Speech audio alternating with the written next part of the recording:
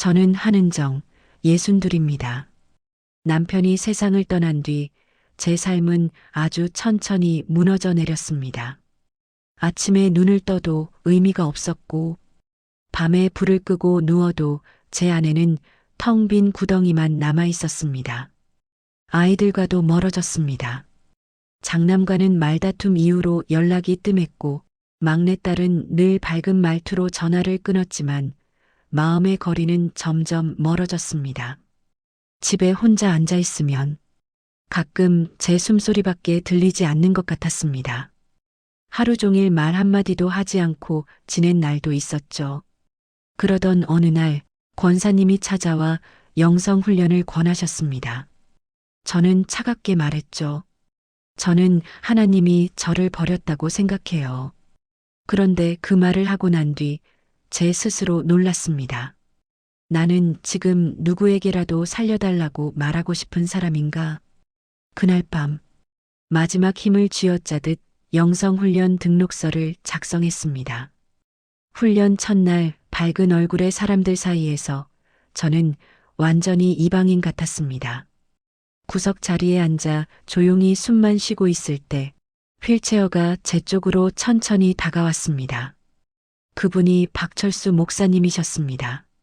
말수가 적어 보였고 눈빛은 깊고 고요했습니다. 목사님은 제 앞에서 잠시 멈추더니 짧게 이렇게 말했습니다. 여기까지 오셨네요. 그 한마디가 이상하게 제 폐 속으로 숨이 확 빨려 들어가듯 울렸습니다.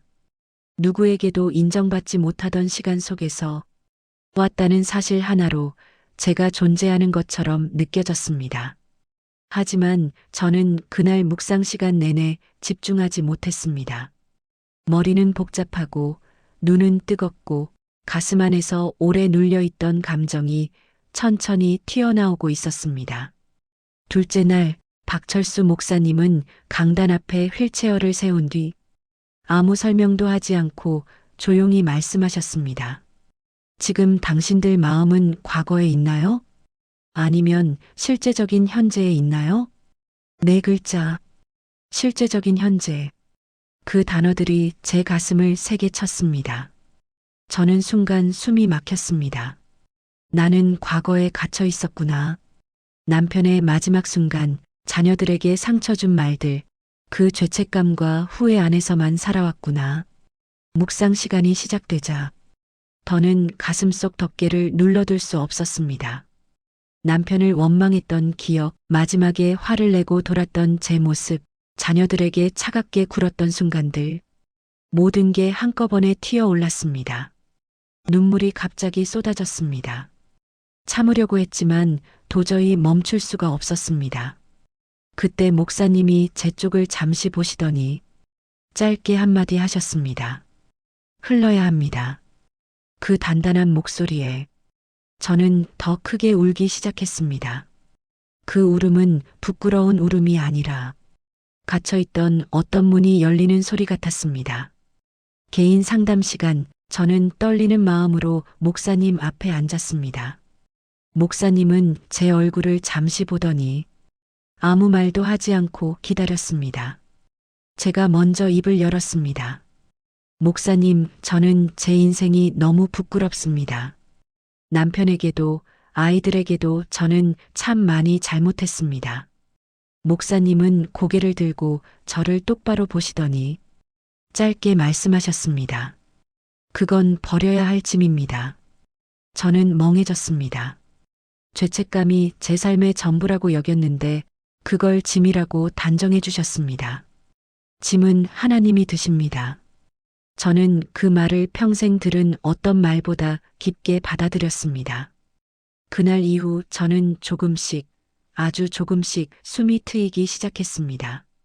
실제적인 현재 나눔 시간, 저는 손이 떨리면서도 용기를 냈습니다.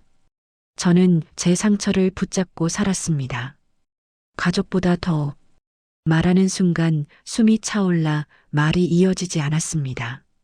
하지만 목사님이 조용히 제게 고개를 끄덕여 주셨습니다. 잘하셨어요. 이제는 하나님만 의지하시면 됩니다. 그 말에 저는 펑펑 울면서 모든 걸 쏟아냈습니다.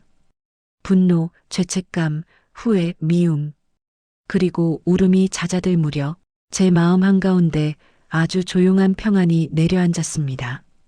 영성 훈련의 막바지에 예배실은 조용했습니다. 박철수 목사님이 휠체어를 천천히 움직여 강당 가운데 서셨습니다. 그리고 한 문장을 말씀하셨습니다. 하나님은 아직 당신을 포기한 적이 없습니다.